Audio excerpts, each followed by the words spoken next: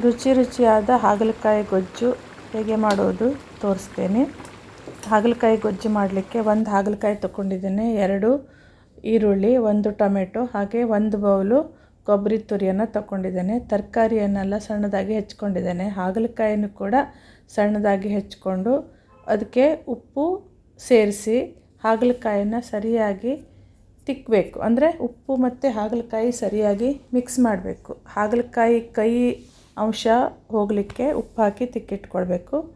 ಈಗ ಒಂದು ಪಾತ್ರೆಯಲ್ಲಿ ಎಣ್ಣೆ ತಗೊಂಡಿದ್ದೇನೆ, ಒಂದು 5ರಿಂದ 6 ಚಮಚ ಎಣ್ಣೆ ತಗೊಂಡು ಈ ಹಾಗಲಕಾಯನ್ನು ಹಿಂಡಿಬಿಟ್ಟು ಅದನ್ನು ಎಣ್ಣೆಯಲ್ಲಿ ರೋಸ್ಟ್ ಮಾಡಿಕೊಳ್ಬೇಕು.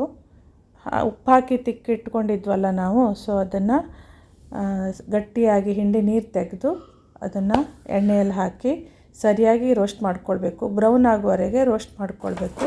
ನೋಡಿ, ಬ್ರೌನ್ ಆಗಿದೆ. ಸ್ವಲ್ಪ ಟೈಮ್ ತಗೊಳುತ್ತೆ, ಒಂದು 5 to 10 ಮಿನಿಟ್ಸ್ ಬೇಕು ಇದಕ್ಕೆ ಪ್ರೊಸೀಜರಿಗೆ. ಈಗ ಮಸಾಲೆ ರೆಡಿ ಮಾಡ್ಕೊಳ್ಳೋಣ. 1 ಬೌಲು ತೆಂಗಿನ ತುರಿ, 2 ಚಮಚ ಕೊತ್ತಂಬರಿ, ಮತ್ತು 5-6 ಕೆಂಪು ಮೆಣಸು, ಸ್ವಲ್ಪ ಇಂಗು, ಸ್ವಲ್ಪ ಸಣ್ಣ ತುಂಡು ಹುಣಸೆಹಣ್ಣು, ಮತ್ತು ಸಣ್ಣ ತುಂಡು ದಾಲ್ಚಿನ್ನಿ, ಮತ್ತು ಅರ್ಧ ಈರುಳ್ಳಿ ಆಗುವಷ್ಟು ಈರುಳ್ಳಿನ ಸೇರಿಸ್ಬಿಟ್ಟು ಗ್ರೈಂಡ್ ಮಾಡ್ಕೋಬೇಕು. ಮಸಾಲೆ ರೆಡಿಯಾಗಿದೆ. ಈಗ ಒಂದು ಪಾತ್ರೆಯಲ್ಲಿ ಎಣ್ಣೆ ಹಾಕ್ಕೊಂಡು ಬೇ ಲೀಫು ಮತ್ತು ಸಾಸಿವೆ, ಜೀರಿಗೆ, ನಿಮಗೆ ಒಗ್ಗರಣೆಗೆ ಏನಿಷ್ಟ ಹಾಕ್ಕೋಬೋದು. ಆಮೇಲೆ ಅದನ್ನು ರೋಸ್ಟ್ ಮಾಡಿ ಈರುಳ್ಳಿ ಹಾಕ್ಕೋಬೇಕು. ಈರುಳ್ಳಿ ಹಾಕಿ ರೋಸ್ಟ್ ಮಾಡ್ಕೊಳ್ಳಿ. ಆಮೇಲೆ ಅರಿಶಿನ ಸೇರಿಸಿ ಮಿಕ್ಸ್ ಮಾಡಿ ಚೆನ್ನಾಗಿ. ಈರುಳ್ಳಿ ರೋಸ್ಟ್ ಆದ ಕೂಡಲೇ ಸ್ವಲ್ಪ ಟೊಮೆಟೊನ ಹೆಚ್ಚಿಟ್ಕೊಂಡಿದ್ವಲ್ಲ ಅದನ್ನು ಹಾಕ್ಕೊಳ್ಬೇಕು. ಹಾಗೆ 2 ಮಿಕ್ಸ್ ಮಾಡಿ ಒಂದು 2-3 ಮಿನಿಟ್ಸ್ ಬಾಯ್ಲ್ ಮಾಡಿ, ಮತ್ತು ಅದಕ್ಕೆ ಮಸಾಲೆ ತಯಾರು ಮಾಡ್ಕೊಂಡಿದ್ವಲ್ಲ ಮಸಾಲೆಯನ್ನು ಹಾಕಿ ಮಿಕ್ಸ್ ಮಾಡಿ ಬಾಯ್ಲ್ ಮಾಡಬೇಕು. ಚೆನ್ನಾಗಿ ಬಾಯ್ಲ್ ಮಾಡಬೇಕು. ಎಣ್ಣೆ ಬಿಡುವವರೆಗೂ ಅದನ್ನು ಕಾಯಿಸಬೇಕು. ಮಿಕ್ಸರಲ್ಲಿ ಎಕ್ಸ್ಟ್ರಾ ನೀರಿದ್ದರೆ, ಮಿಕ್ಸಿ ತೊಳೆದು ನೀರಿದ್ದರೆ, ಮಸಾಲೆ ಎಲ್ಲ ಬಡ್ಕೊಂಡಿರುತ್ತಲ್ಲ ಅದಕ್ಕೆ ಅದನ್ನು ಸೇರಿಸ್ಕೊಂಡು ಮತ್ತು ಚೆನ್ನಾಗಿ ಮಿಕ್ಸ್ ಮಾಡಿ ಅದು ಎಣ್ಣೆ ಬಿಡುವವರೆಗೂ ಮತ್ತೆ ಬಾಯ್ಲ್ ಮಾಡಬೇಕು.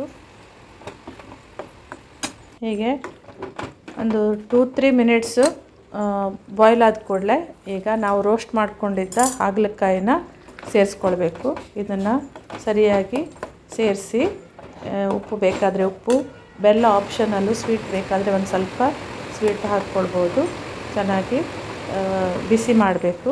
ಒಂದು ಕುದಿ ಬಂದ ನಂತರ ಅದಕ್ಕೆ ಕೊತ್ತಂಬರಿ ಸೊಪ್ಪೆಲ್ಲ ಹಾಕಿ ಮಿಕ್ಸ್ ಮಾಡಿ 1 ಮಿನಿಟ್ ಕುದಿಸಿದ್ರಾಯಿತು. ನೋಡಿ, ಹಾಗಲಕಾಯಿ ಗೊಜ್ಜು ರೆಡಿಯಾಗಿದೆ. ನೀವು ಕೂಡ ಟ್ರೈ ಮಾಡಿ. ವಿಡಿಯೋ ನೋಡಿದ್ದಕ್ಕೆ ಧನ್ಯವಾದಗಳು.